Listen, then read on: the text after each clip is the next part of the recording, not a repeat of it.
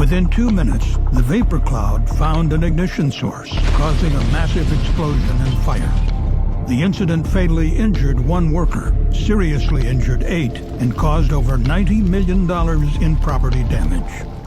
April 8, 2021, the Yunkin Majestic Paint Corporation plant in Columbus, Ohio. One of the kettles, called Kettle 3, was being used for a batch operation which had proceeded normally, and the resin production was nearly complete. At 10:22 p.m., Kettle 3's operator was in the laboratory testing a sample of resin when the kettle's agitator unexpectedly shut down. A few minutes later, the operator returned to the kettle room but did not realize the agitator had stopped, and no audible alarms alerted him to the issue. At this time, the temperature within the kettle was 455 degrees Fahrenheit. Believing the agitator was still on, the operator began the next steps in the batch operation. These steps, which included adding solvent to the kettle, were intended to begin cooling the contents of the reactor. The solvent, called Varnish Makers and Painters Naphtha, is a highly flammable liquid. Over a period of 26 minutes, approximately 300 gallons of flammable solvent flowed into the kettle.